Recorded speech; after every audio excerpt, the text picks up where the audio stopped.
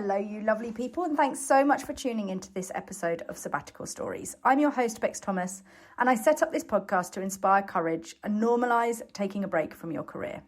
I'd love it if you could too help by subscribing, liking and rating the show. It would really mean a lot. I'm still in the lovely Lyme Regis on the South Dorset coast, and it's very apt because my guest today is also originally from this gorgeous town that we both call the original home. Today I'm joined by Lucy Lee, someone whose sabbatical story is a testament to just how impactful and what a catalyst for transition a sabbatical can be. Lucy is a sales leadership coach and sales enablement professional. So what do you do when you know where you want to be physically, but you're not really sure how to get there? We discuss how a messy and unplanned 8-week career break helped Lucy figure out how she could stay and build a life on the other side of the world when immigration laws all seem to be against her. How to find out what truly makes you happy at zero cost and the foundations of living a good life. We look at why and how her break gave her the space and time to reinvent herself, shift her identity, and led to the freedom that she didn't even know she needed. Deep down, you've tried, dig deep, search wide, enjoy your climb, it's all for you. Welcome to Sabbatical Stories, Lucy Lee. I'm so excited. How are you this morning? I'm great. I am so excited to do this with you. So a little bit of background, Lucy and I do know each other and are very good friends and have known each other for a fair few years now. And Lucy has taken a few sabbaticals, I think, or career breaks laced through her professional career. So as it's exactly that, your story, Lucy, can you give us a bit of an introduction to Lucy Lee and your sabbatical story? Yeah, of course. I don't think I ever called them sabbaticals. I honestly just took a lot of time off and didn't really, until you look back and had someone like you sort of moving me through it, didn't really understand that they were sabbatical. How did we get to where we are today? I essentially started as a personal trainer, had a bit of a change of perspective when we moved to Australia back in 2014, and like a lot of people, fell into sales and got good at that pretty quickly. Became top performing rep in Australia, etc., and then decided to move back home. And I quite literally remember applying for this job in Manchester, not knowing what it was, and it was called a property sales consultant. And I was like, I don't know what that is, but I'll apply for that. And then years later, you look back and you're like, oh, it's prop tech. So essentially, I used to book appointments. I was the booker appointed person for the valuers on the road in Manchester, and they were a business across the UK, so everyone had a different region. And again, did pretty well at that, and was like, this is quite straightforward. Like every job that I'm going into that has a sales title on it, it seems to have become quite straightforward. Then promoted with them, and then became a regional valuer and actually started valuating houses across the UK, and then wanted a change of career. So essentially decided that I was going to take an internal promotion with Purple Bricks. So at the time they had like 10% market share, and took a training role with them, which allowed me to move around the country with them until we ended up back in Australia. That was kind of the first big transition in job roles, so to speak. And did you take time off in between that transition? I took time off in that. There was actually a really short transition for that. So that was only a couple of weeks. The first big transition happened when I packed up life to come to Australia in 2000. So we fast forward again right back to like 2019. I turned up on your doorstep. You did. And essentially like no plan. Like I'd just given my family a heart attack, I think, and gone, I'm just going to have time off and figure out what I want to do. And even where I can work, because logistically we all know between Australia, New Zealand and the UK, it's not ideal working circumstances. So I had 8 weeks off then, gallivanting around Australia. And so what prompted the decision to take a break? So essentially a huge breakdown of a relationship happened, which then moved me overseas to Australia, back to almost where I had been a few years previously. That was always the driver. And I knew that I wouldn't be able to do what I was currently doing at home over here. So I knew that there had to be a process of evaluation around what was I going to do to switch up careers. That then led me to your connections. And I remember the first conversation I had with Bex Hartshorn, and it was all around procurement and supply chain, which I had no idea what that was. I was like, this is a new thing, we'll look into this. And recruitment as a whole was always pretty new for me, because I'd been open to it, but never really I just did it. So kind of started talking to people everywhere, all over the place, deciding on what that next role would look like. So breakdown in relationship was the catalyst for taking the 8 weeks off. How did you go about planning the 8 weeks off of, where you were going to spend it, what you were going to do, what that looked like? Did you have a plan? Absolutely none, other than get to Sydney, because that's where I knew I wanted to be, and then go from there. So I knew when I got to Sydney, I had, like, let's say a couple of weeks to relax and really turn off and really just chill. And then I needed to start working out where I wanted to be and where I was allowed to be. So started mapping out what careers I could do against a visa website and be like, right, well, this is a shortage in this, my skill set matches this. And then just started making the connections. So one of the things that I've done pretty well, probably over the last 10 years, is just build connections amongst the fields that I've been in. I know that you're like this, I don't really drop friendships. So unless you've done like a really big one on me, like I'm still friends with people that I've been for years. Therefore, your network just naturally builds as you get older. So I've still got friends within the property industry. I knew that I didn't want to stay in property. I knew I liked training, but knew the visa didn't work over there. And then obviously spoke to you and people that you were surrounded by. And of course, that was in a lot of recruitment at the time. So that was a natural move down that path, shall we say. So for the 8 weeks, talk us through what you did. The plan was loose, but it was really the intention, it sounds as though it was to manoeuvre yourself back to Sydney, because that's where you wanted to be, and therefore find something that enabled that. So what did the 8 weeks look like? The 8 weeks were pretty messy, but actually I'm actually quite structured. So without really having that structure just kind of fell into place. So I met with as many people as I physically could to understand what different job roles were going to be. So I went to Moore Park Golf Course because I had a friend there who's a sales manager, and I remember having a catch up with him. I went back into the gym that I used to work and was like, is there a loophole here? I chatted to your network from a recruitment perspective. I remember I got halfway down the process trying to put me on a training visa with them. There was all sorts of different avenues, but essentially it came down to speaking to as many people as I could. And then as soon as I almost exhausted that line of thinking, the option was quite clearly either go home or go to New Zealand. So then I started the search for a role from Australia for a job in New Zealand, because I knew they would take me more seriously as well. So as soon as I started reaching out to people from New Zealand when I was in Australia, I was like, I'm here, I'm ready to go, like 0 notice period, get on a plane and come over. And that's where I stumbled upon Robert Walters, and they had a good track history of hiring people internationally. And so what was the difference between New Zealand and Australia? I actually have no idea. It was the barrier to entry in New Zealand was lower, I think. Okay. I think in Australia, you needed like 5 years and a degree. And I think in New Zealand, it was like maybe 2 years and didn't even need a degree. I think it was 2 years work experience. Or they would be able to take you off just with a certain amount of sales years experience. So they were open to it. It was a 3-step process, I think, from Australia that I did with them. And then it was a start date of middle of August. So I landed in the middle of June, and middle of August went over to New Zealand and started in recruitment.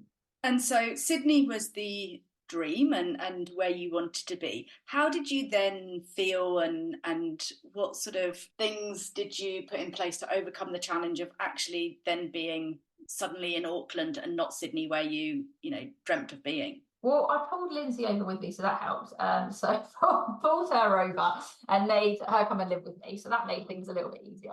And essentially always had a bit of an exit path, which is awful now when you look back. But I almost knew that if I did, in my head, it was 4 years. If I did 4 years in Australia, New Zealand, it would get me PR, which then eventually would allow me to move back to Australia. In between with that, I actually loved the job. So you know how social it is. It's super social. I learned something new. I knew nothing about procurement and supply chain, and just absolutely immersed myself in that. And when it's been something new that I've just swapped and gone, I'm going to do, the only way that I've got to grips with that so quickly is just like embedding myself in that world. Like I become the procurement and supply chain person. Like I need to know more than the candidate I'm speaking to, and really just immersing myself in that thing. So were your 8 weeks all in Australia, or did the 8 weeks sort of overlap Australia and then getting to New Zealand? No, it was 8 weeks in Oz, and then flew to New Zealand and started. And what was it that about Sydney that really had you anchored there? Why Sydney? I was talking to Linz about this yesterday, literally day before yesterday. Whenever you get off that ferry in Manly, like I can only describe it as it smells like home. Like it's like that feeling when you go back to Lyme Regis. It's like, oh, it's home. Like it's like, oh. And that just had it for me instantly. Like as soon as I got there, we had a really close network. We got introduced to a lot of your friends. I had some friends from David Lloyd at the time in Sydney. That was the original reason we all went out. It's the Peter Pan lifestyle where you can just be who you want to be, and because of everything that had happened at home, and I just needed that. I needed to be what I needed to be and just follow that, allow that process to play out a little bit.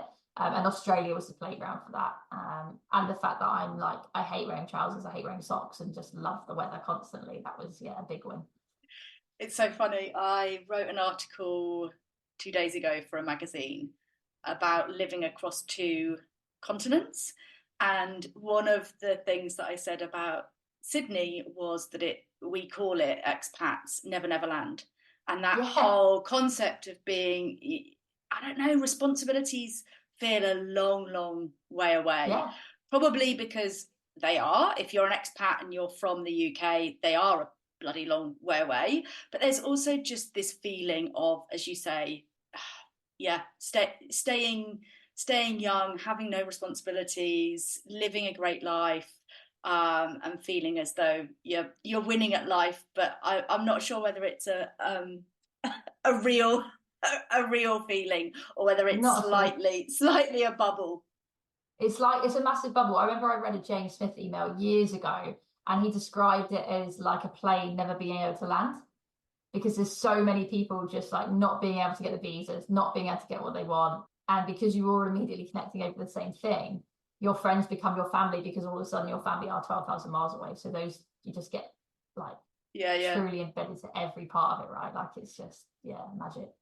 So it sounds as though there were a fair few challenges thrown your way throughout your career break, where the intention was, how do I get to be living on the other side of the world? What kept you motivated to push through those challenges and really ensure that actually the end goal was met? How the end goal is met is like, I genuinely know what makes me tick. It may have been across a number of different job roles and all sorts of different industries, and I've made the switch numerous times, but like I still know fundamentally what makes me happy. So having that is the foundation to it. Like if I genuinely feel that in the last probably 5 years, really, I've defined what makes me happy with 0 cost. So if I can continue with that, then everything else is a bonus. And that's work life, personal life, everything. Like I know what part of jobs that I enjoy, I know what parts I don't enjoy, and therefore I just play around with. It's almost like Lego. It's like, I want that piece to go there and this piece to go there, and you can keep playing with things. And how have you done that? Because lots of people genuinely don't know what really makes them tick or makes them happy. And a lot of the work that I do is around unraveling preconceived ideas of what that is, and then really genuinely getting to the crux of what truly makes you happy. How did you go about doing that? I worked with you. I rang you and go, Bex, what do Lindsay says that if you could bottle what I've got, which I think is ultimately just like an absolute, the way I'd like to describe it is, like when you put a kid on a ski slope and they go head first down and you're like, oh my God, they're going to crash. But they're fine. They're absolutely fearless. Like, I still think I'm pretty fearless. Like I'll just put myself in positions which I think a lot of people don't, or they think they can do, but they haven't got the confidence to do. Just put myself out there, because your worst case scenario, and a lot of the time my worst case scenario is I just say no. So having the confidence to just go, I'm just going to have a go at this. Your worst case scenario a lot of the time is what you're already doing. So for me, it was always a bigger risk to not try it. So it's about trying lots of different things to really find out what are the areas that make you happy, and then being aware of that. So Lucy, do you have strategies that help you keep track of what makes you happy and, learning what makes you tick? No, but I reflect a lot on where I actually am. So I have a very clear understanding now from reflecting back that if I'm staying in a workplace, like a corporate environment of whatever level, I need good leadership. If I don't have leadership to learn from upwards, I know that my boredom ticker will tick off within that 3, 6, 9, 12 month mark, and I have to move. If I ever look at why I've done really good tenure, it's because of the leadership and because of the people around me. And therefore, I'm just constantly learning. It's like an ability to be able to learn constantly. And if I'm not doing that, I get quite bored. And do you have a regular time slot where you reflect, or how do you go about doing that reflection work? Usually, genuinely, probably once a quarter, and I do it quite intentionally anyway through work. So like we do sit down every quarter and look back at what's happened in that last quarter. And not just like have you hit your OKR and have you hit your KPI? It's like, what value did you add in that project? What were the satisfaction results here? Like, and making sure from their perspective and our perspective, we're actually doing what we said we would do almost, and upholding our end of the bargain. And if we're not, you can probably guarantee that like the happiness bit is missing, because we've probably just been doing random acts of training or enablement or whatever it might be. That's the beauty of sales, right? And the process of sales is there's constantly that review of, am I hitting my targets? What is helping me to achieve? What's working? What's not working? And if you've got that laced through your professional career, is that then something that you mirror naturally or not naturally, I suppose, in your personal life? And that helps that sort of self-reflection, monthly, quarterly, as you say, yearly. I have 2 messages that I send to myself each year. So there's an amazing website where you can write future you an email. And so I write myself a birthday card, just in case nobody else does. And then I also write a 1st of January, new year, new start. And for me, those are my 2. The idea that it's perfect, right? Because my birthday's July, so it's 6 months through the year. But they give me that real intentional pause and time for reflection, but also by reading something that I've sent to myself a year before. So you're a very different person that year before, and whilst you're sat there writing to future you of a year. So I love that reflection piece. So how did life change pre 8-week career break and post 8-week career break? It sounds like obviously location, but just talk us through, what changed. I can probably sum it up in the word freedom. Like, I had freedom to do whatever I wanted, whether it was from a personal perspective, a professional perspective.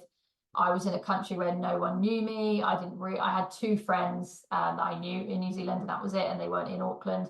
I pulled Lindsay into New Zealand with me. So therefore we had the freedom to do what we want and see whether that was actually something worth pursuing for us both. From a professional aspect, I got to learn. I had new people around me. Like, recruitment is so such a team sport. Like, God, you've literally grown up in it, and like half the reason I ended up in it, right? Like, it's just such a camaraderie, a team player. So life was lighter. I was much broker, but life was lighter. It felt like my world got smaller, but at the same time, it allowed me the space to then open up for other stuff. How do you feel your sense of identity changed, having taken that 8-week career break? The sense of identity is a huge one. Are we talking about professional and personally here? Yeah, anything you want. Okay, so obviously with the transition to being with Lindsay, then the identity thing was huge, which I never actually don't think I've ever reflected on until more recently, where I went, oh my God, like actually that was a huge thing to have done, and actually go, what do I want now? Who am I now? Who do people see me as? Everything like that. So there was a big transition going there, which I didn't really even realize was happening. And then from a professional standpoint, they had no idea who I was. It was like turning up with a white canvas. Like, yeah, they could look through LinkedIn and see that I'd done all right in sales previously, but they didn't know me. And I think that I've essentially, something wired inside me. And I know we've spoken about this before. It's like, it's not a want for success and it's avoidance of failure. So going into something brand new, I was like, right, time to get the sleeves up. We're going to get stuck in and we're going to do everything and know everything and be the master of our own destiny, essentially. And no one's going to print results for you. So that's how I kind of just went in, but yeah. And do you want to, or do you mind giving listeners context on previous identity? So previous identity, straight relationship, 7 years, had the house in the UK, was very settled until I wasn't very settled. And then essentially met Lindsay, turned my life upside down with her, and she's Australian, came back to Australia. Didn't tell many people. Like, you were probably one of the first that actually found out, purely because of the bubble that we ended up living in. My family didn't find out for a long time. My mum found out sooner. It actually, when it all came out, I think, especially to friends and family, it almost made sense, because it was like, why else would you just pack up and disappear, essentially? So there was a lot going on all at once. So therefore, where you can find stability, you kind of lock yourself into that. So it was work for me, was straight out the bat, really easy to double down on. It's a beautiful example, I think, though, of how a career break can really give you that space to reflect, think, question, be in a sort of space where actually it's almost that liminal time where you really can choose the path that you want to go down intentionally, rather than falling into these things. And it's also, I think, a beautiful example of that whole sort of redefining identity. But for yourself, what an incredible story of 8 weeks pre and then post, and how different it looks.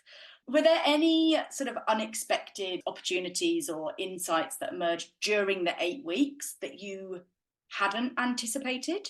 I honestly didn't think I was going to go into recruitment. So I think ending up in recruitment was probably a bit of a curveball that I didn't really anticipate. I thought I would potentially stay in real estate, to the point where I'd applied for the vet assess thing to try and stay in real estate, because that is what I've been doing for the last 5 years. So that made more logical sense. Recruitment was a curveball, definitely. Didn't expect to end up in there. And was that the most unexpected part of the journey? I remember speaking to a couple of specific people, and them trying to get me on this training visa, and it was like this, like, oh my god, I'll actually be able to just like get exactly what I thought I was going to get first time round. Like, the plan wasn't really New Zealand. I would just thought, come into Australia, figure it out. I always tend to figure something out. And it just didn't actually pan out that way. It was like, actually, I'm not going to be able to stay in this country unless I have a specific qualification or a specific skill set. And sadly, sales just didn't add up. So it was the option. I was pushed into a corner of New Zealand or the UK. And what would you say, in hindsight, if anything, you would potentially do differently at the beginning of your career break? I would take more time out to travel. Like, I came straight to Australia, and I still do it now. If I go home, I want to go home. If I want to come back, I want to come back. Like, there needs to be more of an enjoyment in the process of getting here and going home and exploring those countries in between. But I didn't realize at the time that I knew I was taking 8 weeks off, but I just didn't think anything of it. I was like, oh, it's fine, I'll just get work when I get work. Whereas you look back now, going 8 weeks off, I should have gone to Bali and done a yoga retreat or something, and explored more of the world in that sense. When we came back from New Zealand, I then ended up in a situation where I had to get packed off to Bali for up to 4 weeks by accident. And I was like, wow, now I've really got time to totally be in a hotel and in a country that I didn't really plan on being, to really suss out where I was going to go next. So I had the plan. So we're in New Zealand. I hit quota, did really well, promoted. And me and Lindsay went, yeah, okay, this is good. Let's go back to Australia, and lodged a de facto visa. So she came home at the Christmas. I went back to the UK. And in the January, I had to do another month to get out the quota, to get out the commission. So I stayed in New Zealand on my own. And I handed my notice in the day I got commission. They were great. I think they saw it coming. A lot of people do it in that industry. It wasn't just like, I've never left a job on a bad note. So left them. But during that month that I spent back in New Zealand, I'd come back to Australia for Australia Day. And I'd been speaking to this company in Australia, a recruitment company again, and they actually put me on a training visa. So they managed to combine my recruitment experience now and my training experience to put me on a visa to come back to Australia. It was all over the phone, didn't even see them on Zoom, offered the job, and got the information on my visa. I was like, great, no worries. I said, guys, I'm actually going to come over for Australia Day. Are you free for a coffee? They were like, no, but don't worry, like we'll catch up with you in a week and a half. I said, great. Got on the plane, came back to New Zealand, no problem. Won Rookie of the Year. The next day I was flying back to Sydney. So I give my notice, had the awards night and flew back. Got to the airport to come back to Sydney and they said, excuse me, you've got no valid visa. And I'm like, what? And they were like, you can't get into Australia. I mean, it's 6 a.m. and I've been out very late the night before, and I was like I don't know what to do. Not even a 3-month tourist visa? So I had to do it on the cuff. So I blasted you had one entry in, one entry out on the visa that had been approved for the trainees, which I had no idea about. And neither did the guys who were obviously employing me. So then I had to go through all the hassle of getting a 3-month holiday visa at the airport, getting off the plane to speak to these guys and be like, I'm really sorry, like I've got no visa. Apparently I've used it. So then they said to me, you need to get out the country. We can relodge it for you, but you need to leave. And I was like, great. So I had to leave that night. So that she was back in Australia for 12 hours.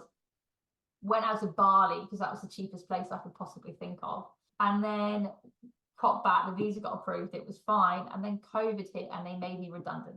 They were amazing. They said, we'll keep you on until your bridging visa is passed so that I can stay in the country, but we can't keep you on. So then I had about literally another 8 weeks off between that recruitment company and HubSpot. And I knew I needed a change then. So that was kind of like the second wave of what do I do now?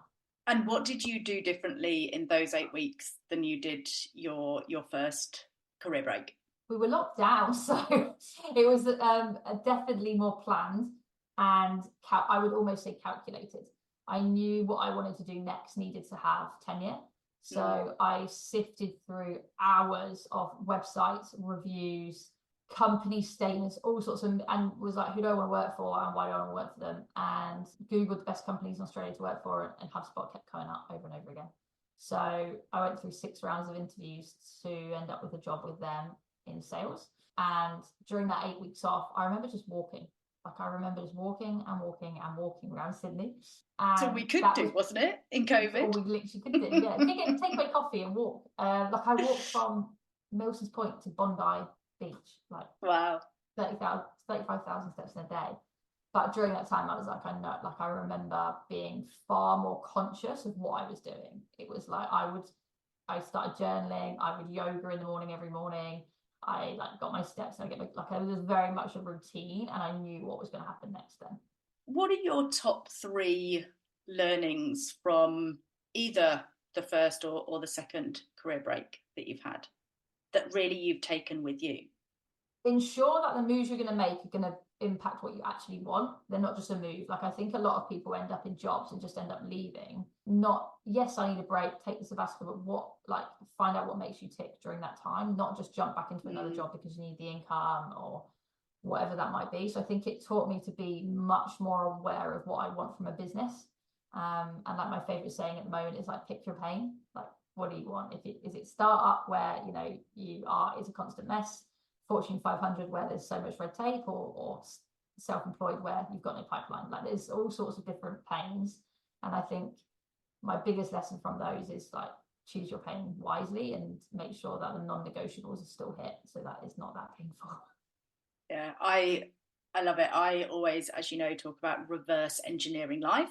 And that, interestingly, has come from all of my time in recruitment and sales. We reverse engineered what we wanted to earn, our placements. So it made sense for me when I was looking at coaching philosophy, and my way of coaching was reverse engineer what you want, right? So I love that. I'm all for what do you want, working out what that is first, really doing the work to find out, as you say, what makes you tick, what do you want life to look like, and that the environment, the people you want to spend it with, what you're doing, how you're spending your days, how you're spending your weekends, where you want to travel, the environment you want to spend it in, and then really reverse engineering that. And I think for me and talking to so many people about their career breaks, that's what that career break does for you, is give you that pause to be able to really do that work and then be able to reverse engineer it and really then move forward to the next chapter with intention. Thank you so much, Lucy, for sharing your story. I like to end just by asking, what would be your top 3 tips that you would give listeners who are either thinking about taking a career break or about to embark on one? Oh, great one. I would write down why you want to take one. I would write down what your future you want out of that. I really like that future thing, like writing down like why you want to do it. And then I think more than anything, just do it. Like so many people sit there just talking about it and going, I'm going to do this. It's like, actually, like the business isn't going to thank you for staying another year. Like just get on and do it, because there will always be a job to come back to, essentially. Yeah, absolutely. Love it. Thank you so much. And you have a good evening in Sydney, and we'll catch up soon. Thanks, Bex. Thanks, Lucy. And taking matters into your own hands, you won't believe that you're making headway. Unplanned. Thanks again for listening to another episode of Sabbatical Stories. I really do appreciate each and every one of you taking the time to join us. Thanks to Lucy for sharing her amazing sabbatical story, one that reinforces that really getting to the end goal is hardly ever linear, but that persistence sure pays off. Lucy's LinkedIn profile and website will be in the show notes. Thank you to the amazing Auntie B at the Flaxen, my patient and talented producer. I also want to give a special shout out to the incredibly talented Joanna Cook, whose soulful blend of smooth vocals we're lucky enough to use throughout the show. If you're interested in sharing your short story on Sabbatical Stories, then please do get in touch. DM me on my Instagram, sabbatical_stories, or Rebecca Thomas on LinkedIn. Both links will be in the show notes. If you enjoyed this episode, I'd also really appreciate it if you could subscribe, like, and rate the show. It would mean a lot to me. And also, if you think a friend would like this episode, then please also buzz it over to them. After all, sharing is caring. Until the next time, take care and dream big. Headway, yeah.